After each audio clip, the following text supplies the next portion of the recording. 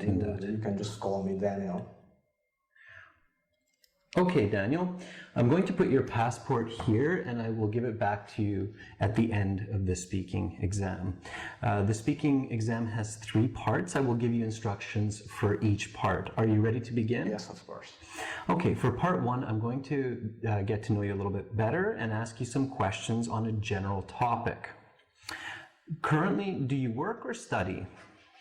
I'm currently a student and I study electrical engineering at the Hanoi University of Science and Technology. And when you're not working or studying, what do you like to do in your free time? Well, when I'm not cramming for an exam, I like to hang out with my friends.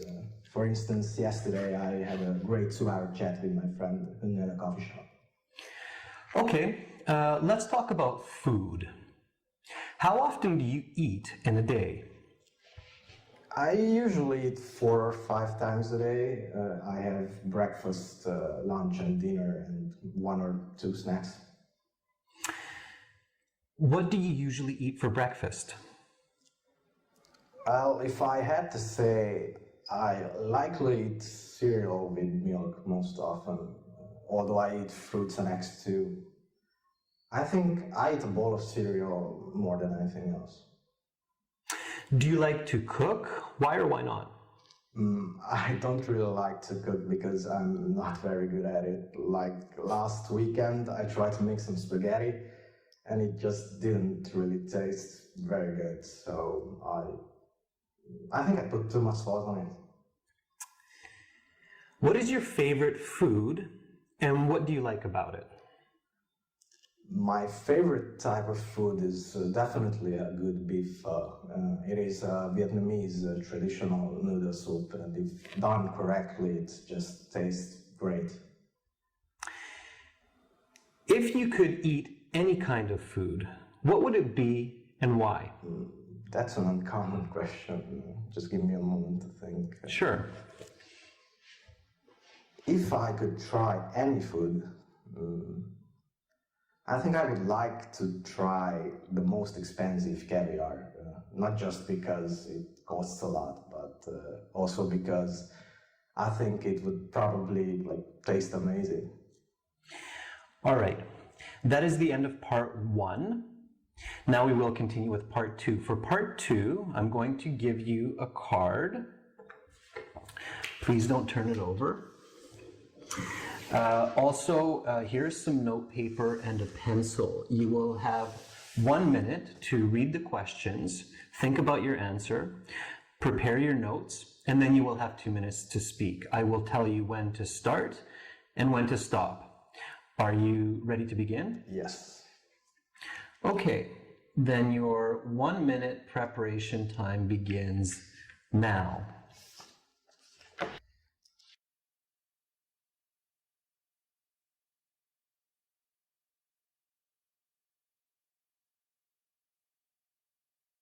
Okay, your 1 minute preparation time is up. Please begin speaking, Daniel. If I had a chance to hang out with a person for 24 hours, it would probably be Jim Carrey. I love comedy and I think he's one of the funniest people on earth.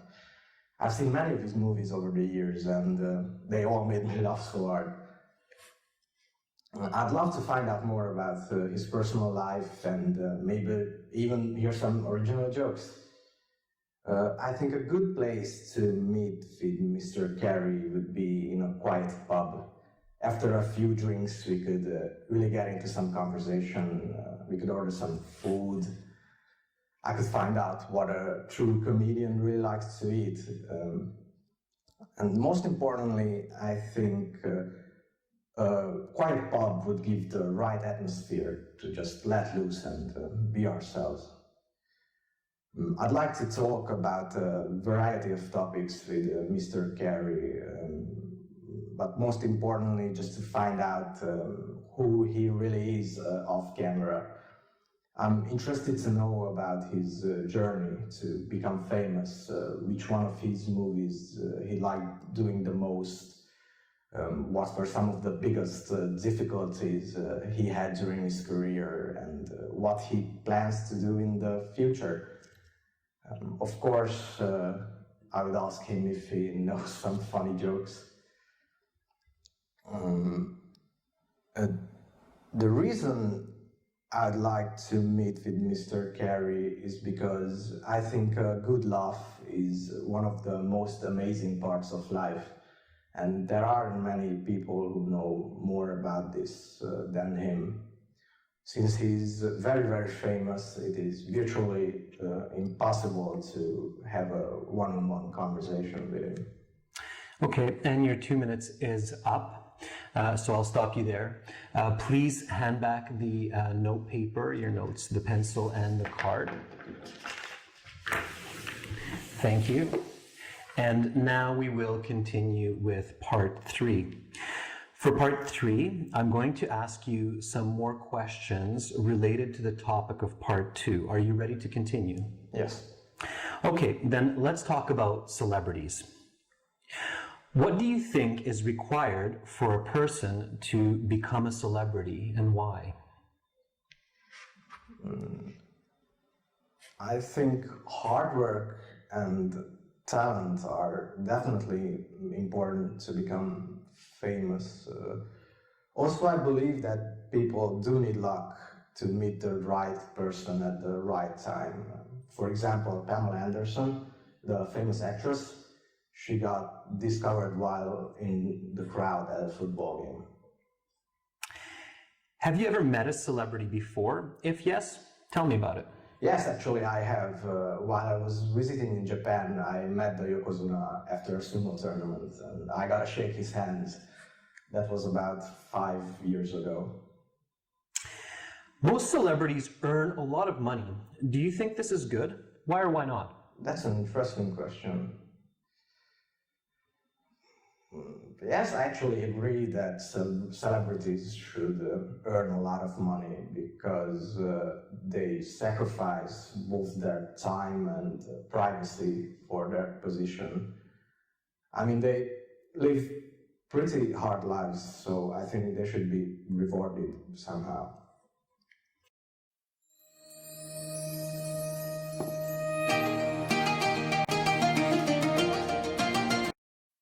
Okay, let's talk about meeting new people. Many individuals believe that first impressions are very important for good relationships. Do you agree with this statement? Why or why not? Yes, I absolutely agree that first impressions are crucial for good relationships. Especially these days, people live very fast lives and they often don't have much time to get to know people. I mean, I met this girl like 2 weeks ago and she was extremely rude, so I decided never to hang out with her again. Where are some good places to meet friends for the first time? Why?